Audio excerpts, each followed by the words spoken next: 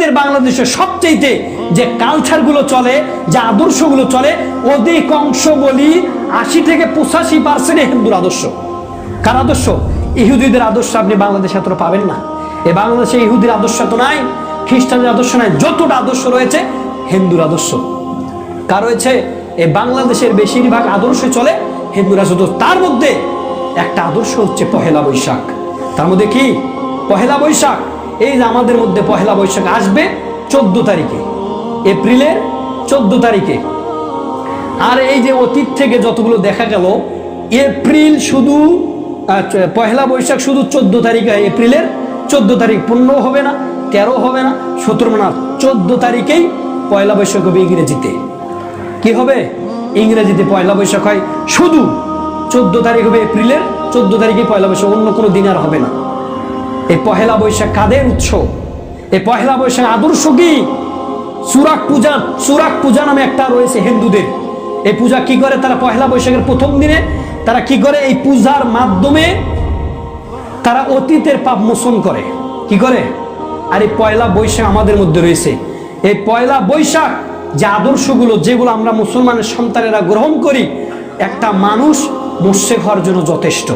একটা মানুষ যে আকীদাগুলো পোষণ করে পয়লা বৈশাখের উদ্দেশ্যে, একটা মানুষ মুশরিক হওয়ার জন্য যথেষ্ট। এই জন্য আল্লাহ বলেছেন, আরে ইমানের দাবি তো সবাই করো, ওমা ইউমিনু আকসারুহুম বিল্লাহি ইল্লা হুম মুশরিকুন। অধিকাংশ মানুষ ইমানের দাবিদার, ঠিকই ইমানদার, কিন্তু মুশরিক। বাংলাদেশে যারা পয়লা বৈশাখ পালন করে, ওকে গিয়ে বলেন যে আমি তো ইমানদার, আমার বাবা নামাজ পড়ে, আমার মা নামাজ পড়ে, আমার বাবা এতবার হজ করে এসেছে, আমার বাবা প্রতিদিন নফল সালাত পড়ে, আমি নফল সালাত পড়ি, অথচ পয়লা বৈশাখ পালন করে। অথচ শিরকি ভাবে তারা পয়লা বৈশাখকে উদযাপন করতেছে। সূর্যের পূজার ন্যায় তারা গান, রবীন্দ্রনাথ ঠাকুরের বটমূলে গিয়ে তারা বলতেছে, এসো হে বৈশাখ, এসো হে বৈশাখ। সকালবেলা পান্তা ভাত খেয়ে, ইলিশ খেয়ে, শাক খেয়ে, মরিচ পেঁয়াজ দিয়ে তারা স্বাগত জানায়। আর এই যে পয়লা বৈশাখটা রয়েছে, বাংলা নববর্ষের যে পয়লা বৈশাখ, এই পয়লা বৈশাখটা ইংরেজির যে নতুন বর্ষ রয়েছে তার চেয়ে তো নিকৃষ্ট।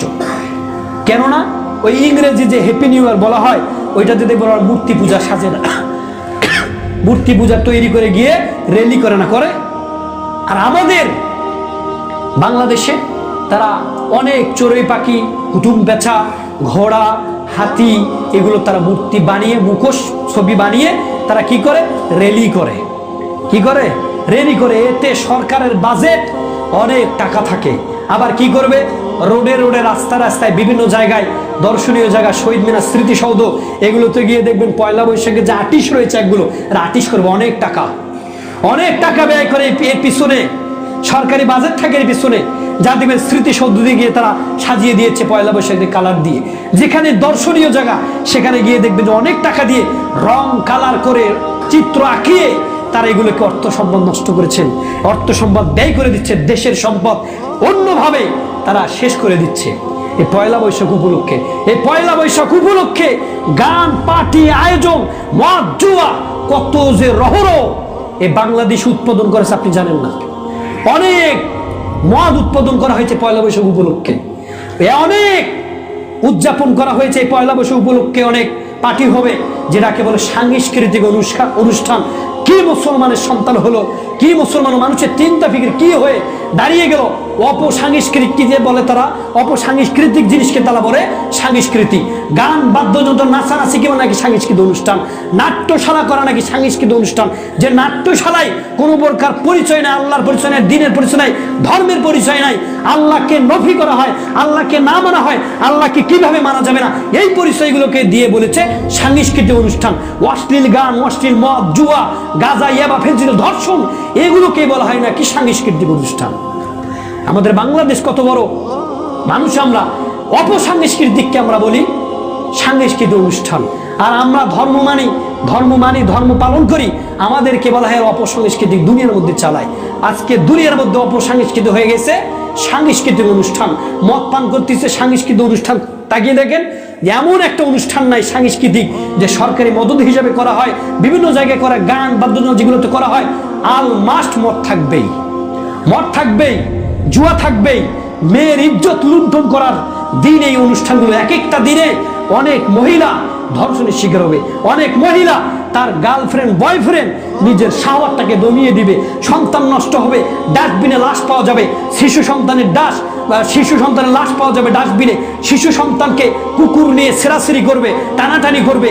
এই যে উৎসবগুলোতে নারী, ছেলে, মেয়ে, পুরুষ সবাই মিলে নিজের শাওয়ার দমিয়ে দিয়ে এরকম ভাবে অনেক সন্তান জন্ম দিবে, যেগুলো কিনে কুকুর ছেঁড়া টানাটানি করবে। এই উৎসবে এমন একটা বাংলাদেশের উৎসব নাই যে উৎসবগুলোতে মদ পান করা হয় না। বাংলাদেশে এমন একটা উৎসব নাই যে উৎসবগুলোতে গাঁজা, ইয়াবাস, ফেন্সিডিল এবং জেনা সংগঠিত হয় না। এমন একটা উৎসব নাই এই বাংলাদেশে আল্লাহর দ্রোহিতা করা হয় না।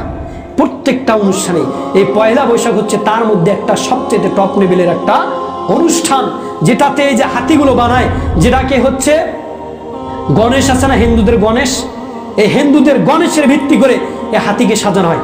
গণেশের মাথার আপনারা দেখেননি? কেউ তো দেখছেন যে গণেশের মূর্তি আর হাতির মাথা দেওয়া, গণেশ যে মূর্তিটা ওর হাতির মাথাটা দেওয়া। এই হাতির উপরে ভিত্তি করে এই চুরাই পাখি, হুতুম বেচা, এরা হচ্ছে ইহুদি খ্রিস্টানের। এগুলো যে আমরা কি বলে, একটা কিছুদিন আগে যে আমেরিকায় হলো এপিস্টেন দেখেননি? এপিস্টেনের মধ্যে দেখছিলেন কি একটা শয়তানি কিন্তু একটা মূর্তি রয়েছে, শয়তান একটা মূর্তি রয়েছে, দুইটা শিং থাকে, পাটা হচ্ছে আপনার ঘোড়ার মতো, পাটা হচ্ছে ঘোড়ার মতো বা গাভীর মতো, আর এই বডিটা হচ্ছে মানুষের মতো, বডিটা কি মানুষের মতো, আর মুখটা হচ্ছে ছাগলের মতো। এপিস্টেনে দেখবেন ওর সময় এপিস্টেনের মধ্যে রয়েছে, ওই মূর্তিটার মধ্যে অনেক সন্তানকে পুড়িয়ে ফেলা হয়। এপিস্টেন যে মূল ব্যক্তি ছিল, ওর যে মিনারটা ছিল, ওই মিনারের উপরে একটা 3টা অথবা 4টা হুতুম পেঁচা ছিল। এই হুতুম পেঁচা বিভিন্ন জায়গায় দেখবেন যে হুতুম পেঁচা ব্যবহার করে। এই হুতুম পেঁচা ব্যবহার করার কারণ রয়েছে, ওদের ধর্মের আদর্শ, এগুলো ওদের ধর্মের আদর্শ। আর এই পয়লা বৈশাখ কেন্দ্র করে হাতি, ঘোড়া, বিভিন্ন পশু তারা আঁকাবে, অঙ্কন করবে, সৃষ্টি করবে। আল্লাহ নবী